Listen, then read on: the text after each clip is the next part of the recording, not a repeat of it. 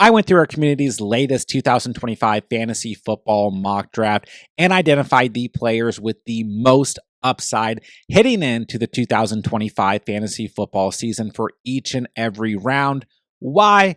Because upside wins championships. Now, let's start with the first round, which obviously you're going to see a lot of players who offer a ton of upside for the most part. I mean, that's why they're going in the first round, right?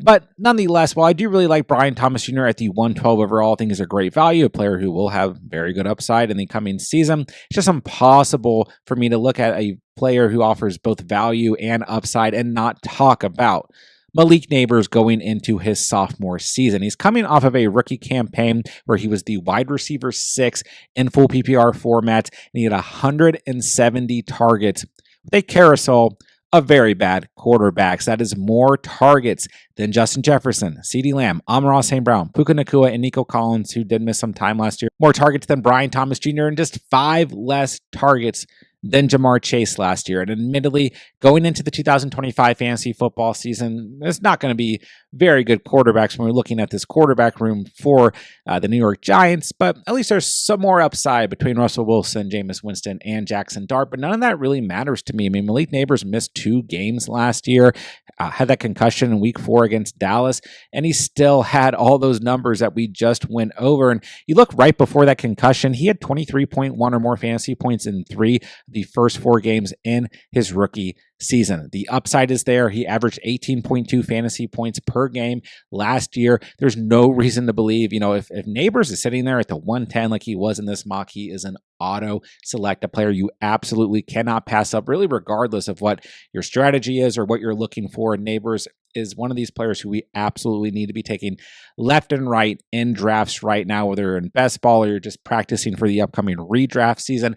ADP on Sleepers sitting at 8.6 at the time I'm recording this.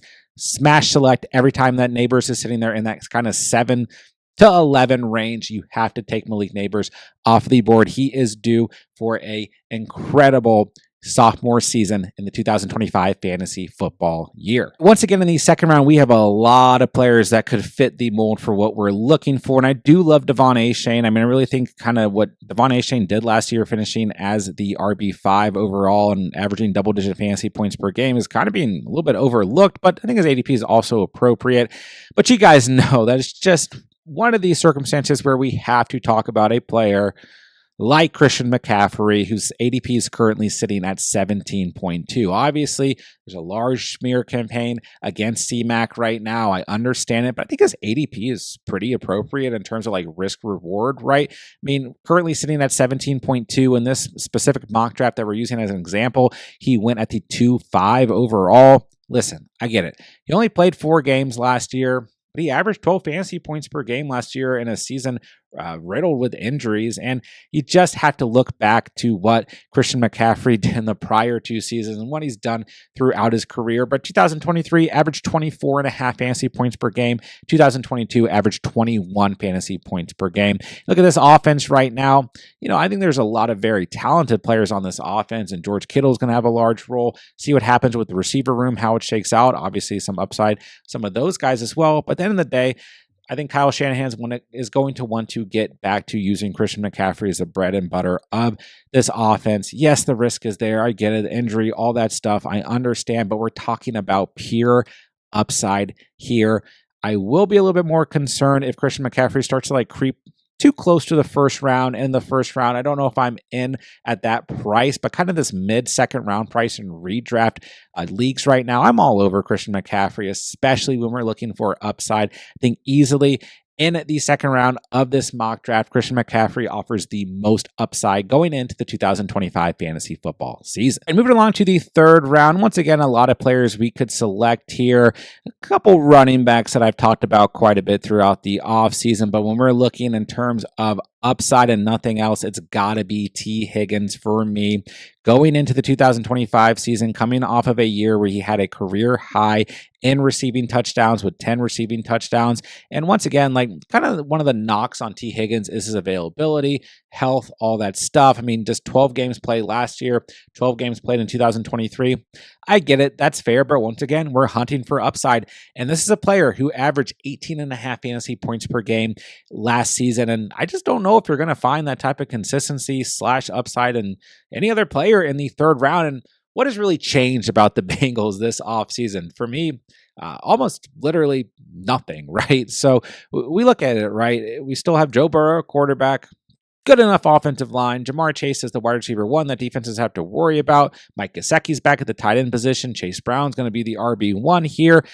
Behind Chase and Higgins, the wide receiver room hasn't really changed. I mean, the defense is still god-awful, or at least we're assuming it's going to be god-awful. Maybe it improves, but is that going to make a giant change for what this offense needs to do?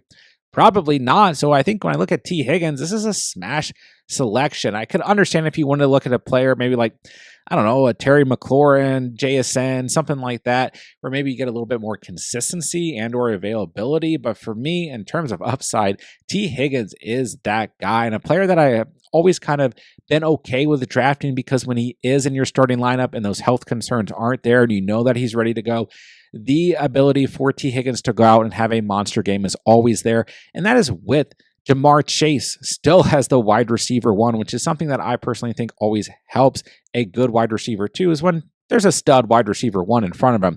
And if you don't remember, last year, week 17 in the fantasy championship, T. Higgins showed all of this, finishing with 40.1 fantasy points against the Broncos and 3 receiving touchdowns. Let's move on to the fourth round.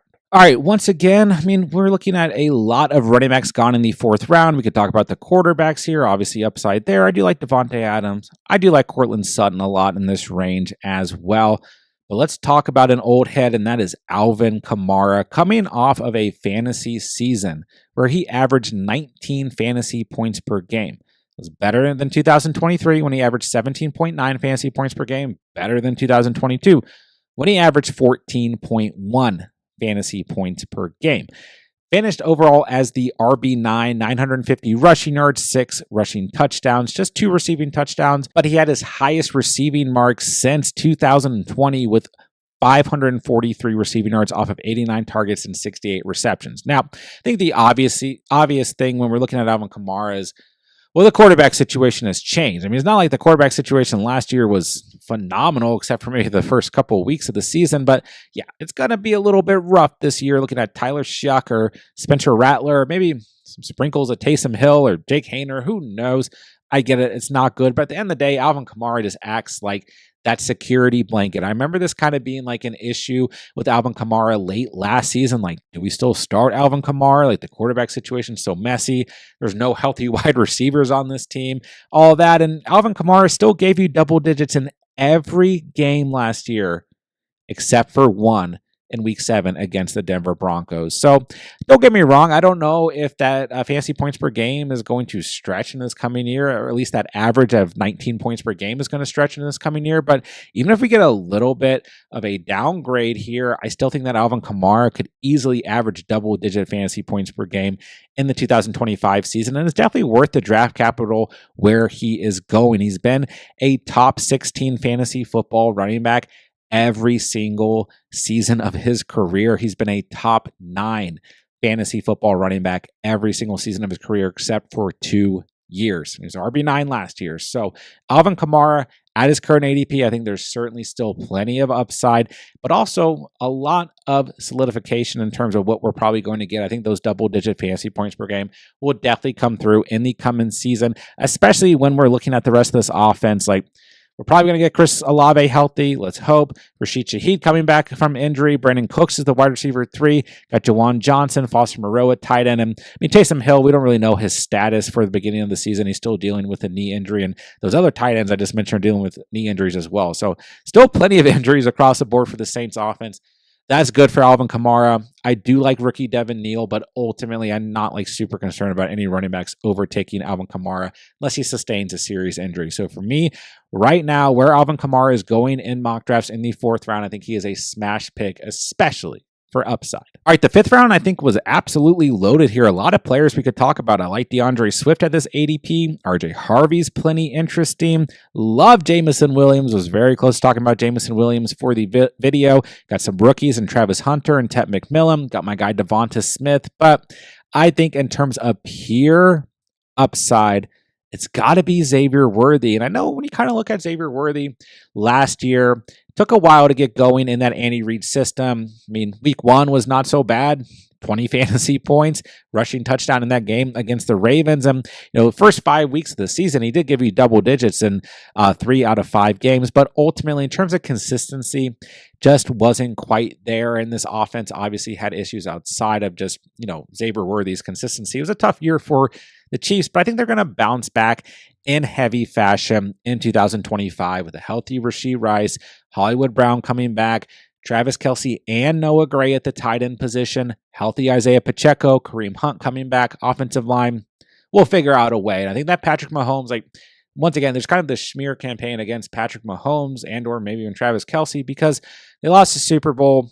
Mahomes was a QB 11 in fantasy last year. It was just a down year. But ultimately, there's still a lot of consistency when it comes to fantasy football for the most part when players were starting in this offense. And although it took Worthy a little bit of time to get going in this offense in terms of consistency, he finished out the fantasy season in very good fashion with 19.6 fantasy points in week 15, 20.5 in week 16, and 22.9 in week 17, and still had a good rookie season. We kind of have these really high expectations for rookies, regardless of position, but for wide receivers as well. Not everybody's going to come out and be a Malik Neighbors or Brian Thomas Jr., right?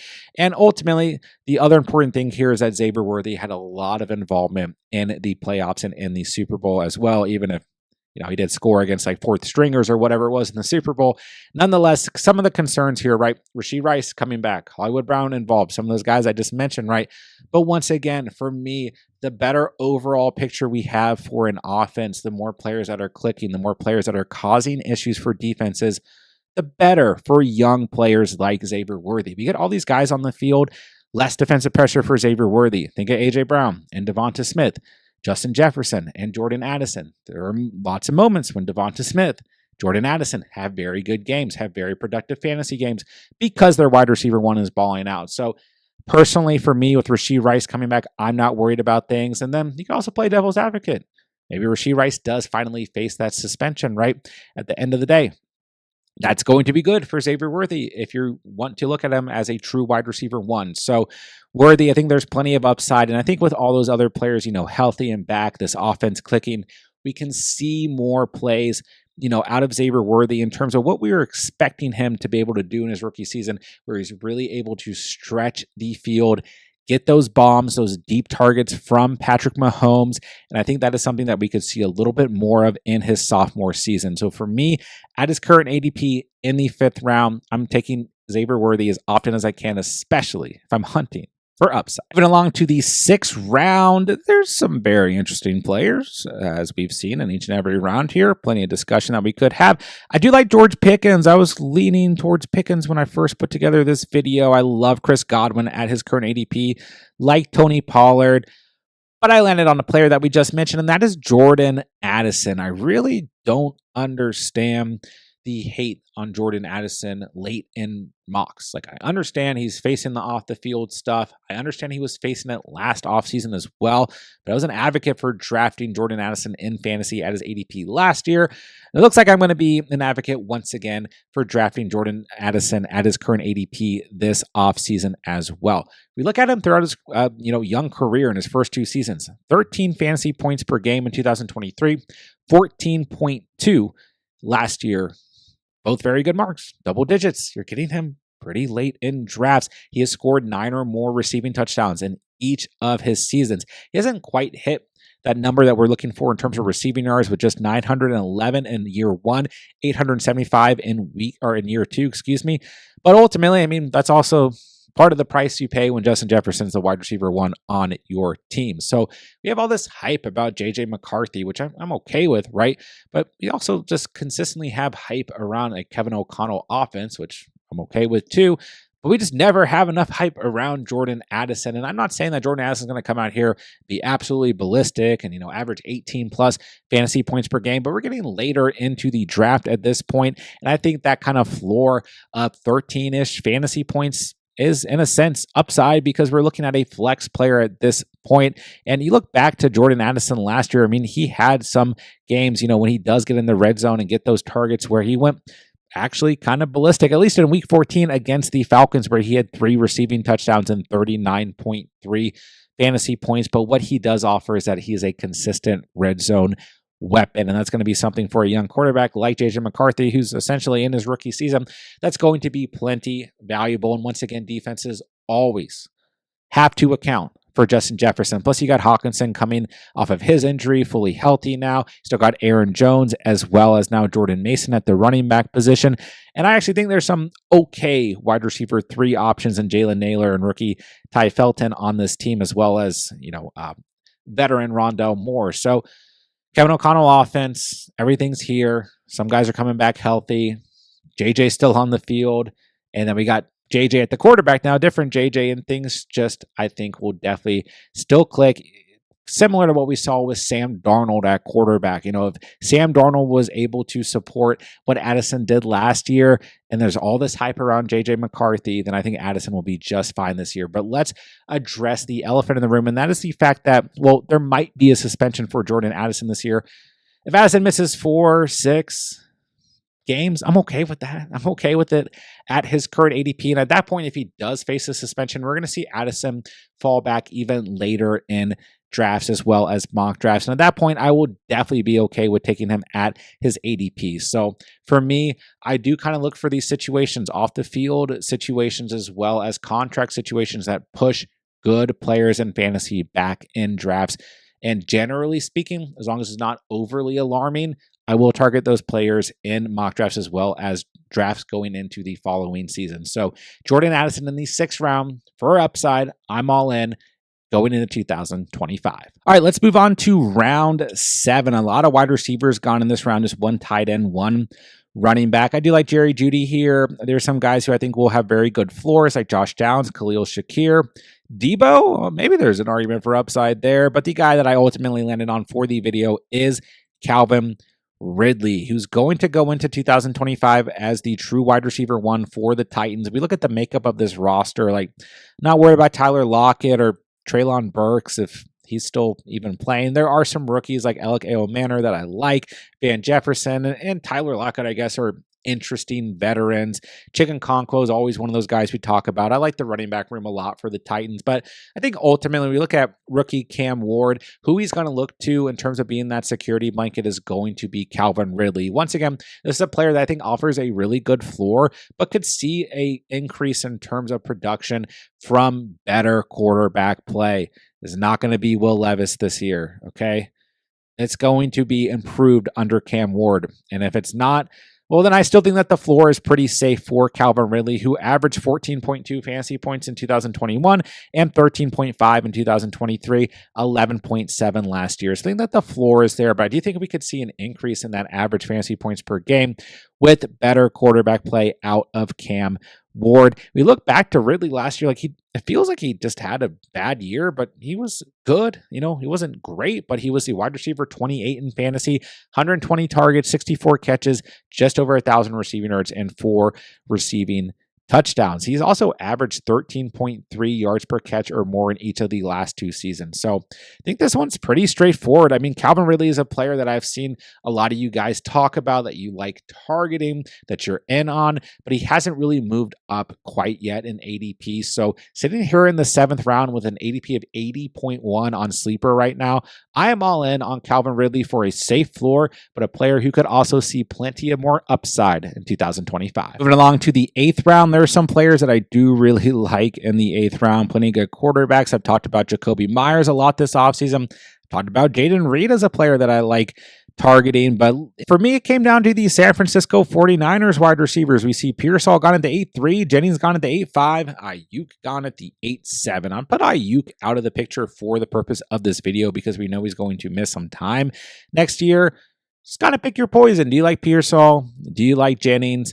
For me, it's Jawan Jennings. I'm okay with either pick here, but Jennings is the player in terms of pure upside who I think you got to go with here. He averaged 14 fantasy points per game last year, and ultimately, when Jawan Jennings was shining last year, he was shining high. I mean, everyone remembers week 4 last year on the waiver wire after that 46.5 fantasy performance against the Rams, where he had 3 receiving touchdowns on 175 receiving yards, and then an okay game in week 4 and then kind of disappeared for a few weeks after that, after you spent all your fab on him, right?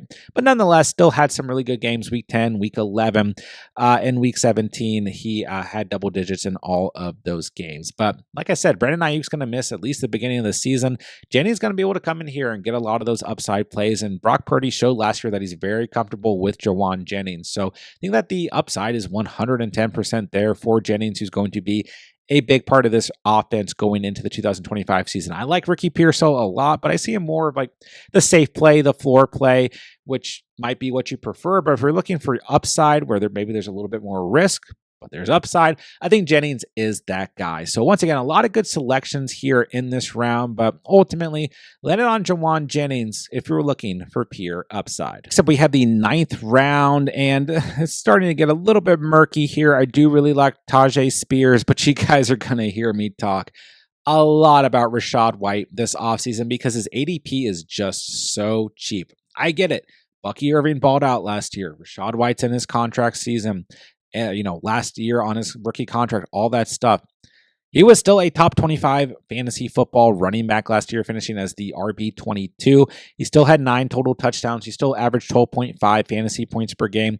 We look at games last year where Rashad White had single-digit fantasy points. We're looking at 1, 2, 3, 4, 5 games last year. 5 games. That's not bad for basically a massive amount of touches being taken away from Rashad White, and Bucky Irving absolutely balling out last year. And he still showed that he had that receiving capability and is going to get a lot of targets and receptions within this offense. Now, look at the makeup of this offense right now. We got a fresh rookie wide receiver.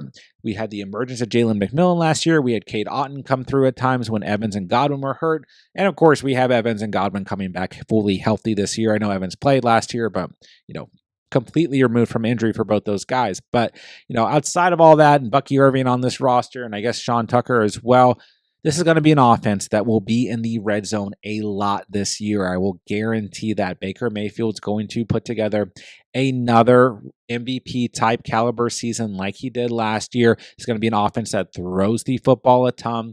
Rashad White is going to have moments. So especially like in best ball formats, I love Rashad White right now because I think he's going to have a lot of spike weeks. And I think in redraft, this is a player that you can really target regardless of what your strategy is or what you're looking for because his ADP is so cheap. You see it on the screen, 122.9 on the Sleeper app. If Rashad White is there, whether I'm looking for upside or not, I'm smashing the draft button every single time. All right, looking at the 10th round, I think that there's some pretty good value across the board here at different positions. But let's talk about a backfield that might end up looking like what the Buccaneers backfield looked like last year. That's going to be the Jacksonville Jaguars. We see 2 Jaguars running backs gone in the 10th round. Bashaw Tuton, the rookie out of Virginia Tech, and Tank Bigsby. I think this is going to be one of the great debates of this offseason is what Jacksonville Jaguars running back do you target in your fantasy football drafts going into 2025? And I've heard arguments for everybody, but especially in redraft at the current ADP of 136.4, I'm all over Bashaw Tuton right now in mock drafts. I mean, you look at Liam Cohen, who's leaving the Bucs or has left the Bucs as offensive coordinator and is now going to be the Jaguars head coach. Yeah, this backfield might look pretty similar to what the Buccaneers backfield looked like last year, and Bashaw Tuton's comp for a lot of people going into his NFL debut is Bucky Irving. So do I think he's going to have the exact success of Bucky Irving? No. Time will only tell, but Liam Cohen definitely knows how to utilize running backs. We saw that last year with Rashad White, with Bucky Irving, and even at times with Sean Tucker. And this is a player, you see his college stats from the last 2 years on the screen, who certainly will provide a ton of upside and can definitely get it done in terms of what he's able to do on the field. Once again, his exact comp is Bucky Irving. So no, this is one of those players that's already been talked about a lot in the offseason by a lot of fantasy channels and all that stuff. So I don't feel like I need to go super deep into this one. But his ADP right now is super cheap.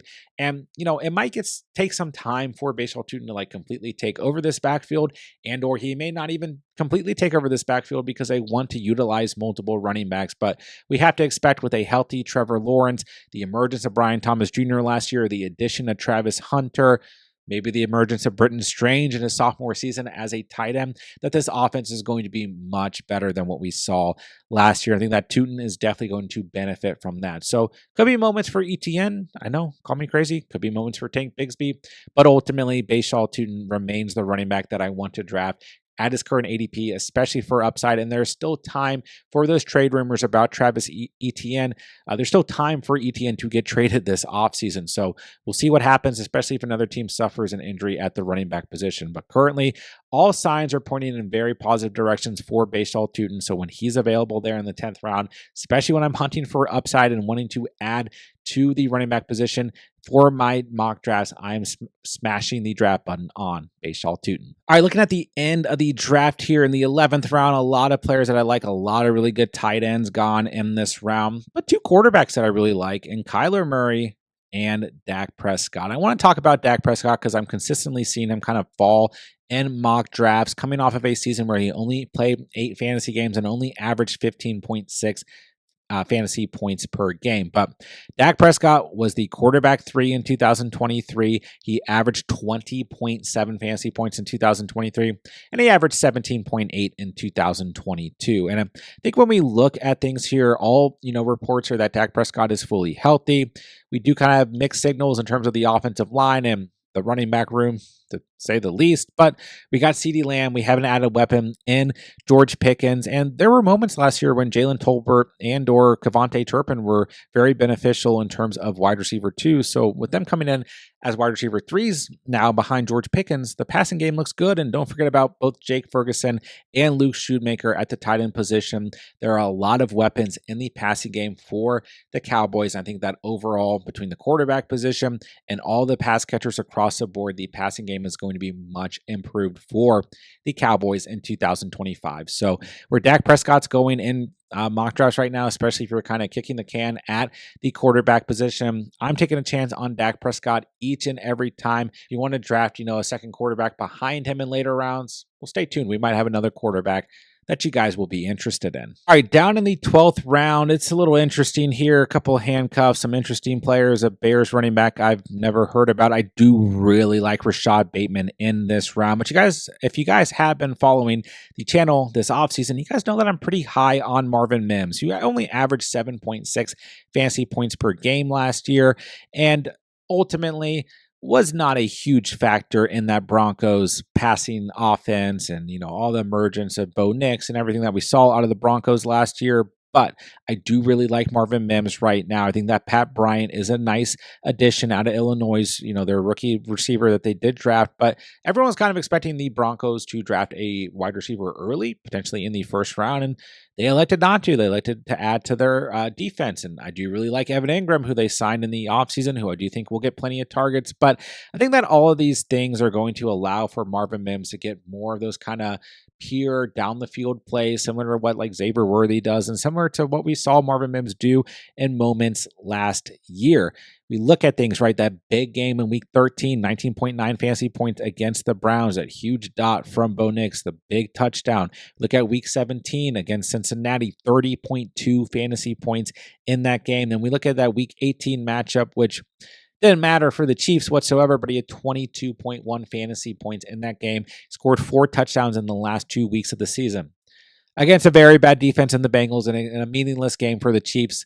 Very meaningful game for the Broncos, but nonetheless, Sean Payton found ways to get Marvin Mims involved. And I think that will bleed over into the coming season, even if Marvin Mims admittedly was not very involved in that blowout playoff loss to the Bills. I like where Marvin Mims is going in mock drafts right now because there's no risk here. It's an upside pick, and the draft capital is extremely low. So when Marvin Mims is available in late rounds, like the 12th round, I'm taking a shot on him in redraft formats as we approach 2025. And in the 13th round, this is where I'm going to talk about another quarterback who I think has a lot of upside going into 2025, and that is going to be Justin Fields, who's now with the Jets, coming off of a season with the Steelers where he wasn't super active, really was only the quarterback for the first 6 weeks of the season, but nonetheless, only averaged 12 fantasy points per game, which is not what we wanted to see out of Justin Fields, who, say what you want, but averaged 18.4 fantasy points in 2023 and 20.5 in 2022. So ultimately, for me, when I look at Justin Fields last year, I think a lot of that had to do with an Arthur Smith system that is really disappointing, kind of held Justin Fields back. Like, let's play this as safe as possible, I guess, until Russell Wilson was available. And let's try and let our defense win games for the most part. And just a weird kind of couple games for Justin Fields. It just felt like the Steelers did not want to let him play to his strengths. I think that the Jets have a lot more confidence in Justin Fields, and they're going to allow him to play to his strengths. Now, look at this offensive roster. Like, there's not a ton of weapons here, but there's a good backfield led by Breece Hall. Garrett Wilson's a great wide receiver one. I don't know about the rest of the pass catchers on this team, but I do like rookie Mason Taylor at the tight end position, but that doesn't really overly concern me because at the end of the day, this is still a pretty good offensive line, and Justin Fields, like I said, I think is going to be able to play to his strengths. Had over 650 rushing yards in 2023, and 2022 was that year where he had a monster rushing year overall with over 1,100 rushing yards. So I think that we're going to see more rushing upside out of Justin Fields. And once again, right now in redraft formats, you're not looking at any risk where he's going. So if you kick the can at quarterback, you want to take a second quarterback maybe behind a player who's coming off injury like Dak Prescott, which is what happened in this mock draft, or you picked a quarterback early and you just want to get a late round addition, or you just completely want to roll with Justin Fields as your quarterback one because you're going zero quarterback. I'm okay with it. I think that the upside is there. There's still enough players at the quarterback position who are going to be available on the waiver wire looking at redraft mocks right now that I think that Fields is a quarterback that you can take a shot on if you're hunting for pure upside. All right, and admittedly, this was a long mock draft. We went 14 total rounds. So this last round, I mean, it's a little bit interesting, but I landed on a player who I do think is worth talking about, and that is Cedric Tilman of the Cleveland Browns. Just don't forget, really regardless of what happens with the quarterback position here for the Browns, Cedric Tilman was looking like a fantasy monster midseason last year. 18 fantasy points in week 7, 28.9 in week 8, 19.5 in week 9. Had that bye week, then just wasn't quite the same after that and then got injured. But nonetheless, while he only averaged 7.3 fantasy points per game, the production was there for a few weeks. The moments were there. And ultimately, while he's going at an AP of 193.4, you're spending like exactly zero draft capital on him in redraft formats right now. We look at the makeup of this roster at wide receiver. It's Jerry Jeudy, then it's Cedric Tilman. I mean, we're looking at names like Deontay Johnson, David Bell, DeAndre Carter, just players that do not concern me whatsoever in terms of guys who could take over or have more potential in terms of the targets that should be there. Now, David Njoku at the tight end position is here, and we have, a couple rookie running backs who could offer some pass catching availability as well. But ultimately, Ced Tillman is the player here for the Browns in terms of this roster that offers the most upside. And I do believe we're going to get a couple games in the beginning of the year, at least, where Joe Flacco is the starting quarterback. And I mean, if any indication of the last two seasons or what Flacco is still able to do, well, there's going to be some down moments. There's going to be some moments where he is out there slinging it, and Cedric Tilman certainly could benefit from that. So once again, this is a player you're spending very little draft capital on. If you're looking for a dart throw at the end of your redraft mocks, I think Cedric Tilman is a player who offers a lot of upside. And there you have it, guys. There's 14 rounds, 14 players that offer the most upside going into 2025 fantasy football season. Don't forget, guys, if you are new to the channel, this is all we do here all year round.